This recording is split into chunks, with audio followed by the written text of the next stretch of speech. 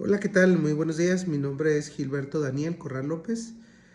Soy alumno de la maestría en Derecho Procesal Electoral de Universidad IEXPRO. El motivo del presente video es para poder desarrollar el tema respecto del sistema electoral de los pueblos originarios. Y tiene que ver justamente con eh, los derechos político-electorales que les son reconocidos a los pueblos originarios. Y debemos partir de la premisa de que tenemos una deuda histórica con estos pueblos originarios, quienes en realidad son asentamientos humanos que se localizan, digamos que dentro del tiempo, en una época precolombina, por lo cual pues tenemos una deuda histórica, una deuda intelectual, moral, que el legislador constitucional en su momento tuvo a bien reconocer.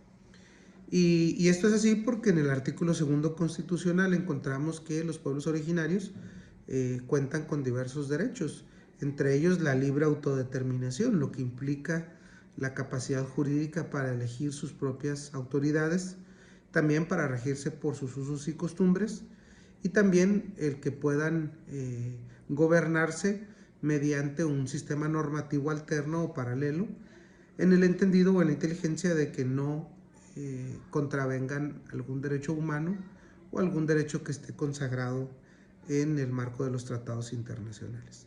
Bien, debemos empezar por señalar que por pueblo originario deben de entenderse un pueblo indígena que, de acuerdo a la Declaración Americana de los Pueblos Indígenas, son asentamientos humanos que tienen su propia cosmovisión, tanto jurídica como política, y también desde luego cultural y económica. Y esto lleva principalmente a la oportunidad que tienen los pueblos originarios de dirigir a sus propios gobernantes bajo el sistema electoral que tengan a bien elegir.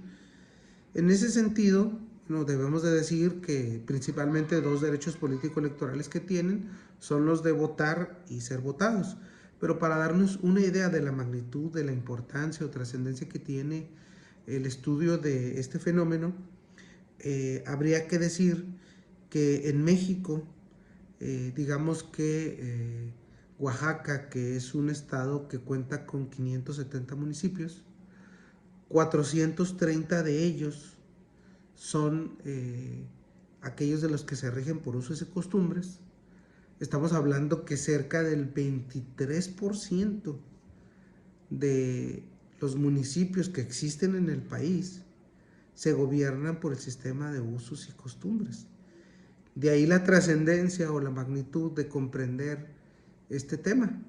Y bueno, cada uno de ellos elige un sistema electoral diferente.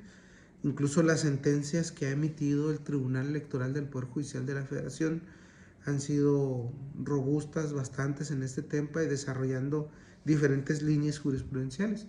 Por ejemplo, aquella que ha trazado que los pueblos originarios tienen la capacidad para modificar, ya sea de régimen de partidos políticos a un régimen diverso, como lo podría hacer mediante las autoridades que son impuestas a través de los usos y las costumbres.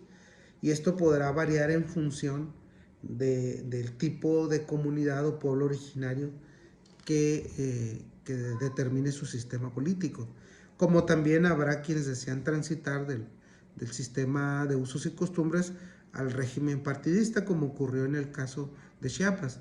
Pero también ha habido casos paradigmáticos como el caso Sherán o Sherán, que se dio en el estado de Michoacán de Ocampo, donde pues justamente el Tribunal Electoral de esa entidad federativa tuvo que ventilar o resolver justamente una sentencia donde se vulneraron los derechos políticos electorales de un miembro de una comunidad indígena.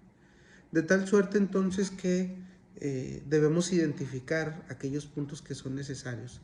Pero básicamente tiene que ver con el derecho político electoral de votar, de ser votado, de la libre autodeterminación como pueblo indígena, tanto para elegir a sus representantes o autoridades políticas, como también para elegir el sistema normativo electoral que deseen que se aplique en su vida democrática. Eso sería cuanto. Muchas gracias.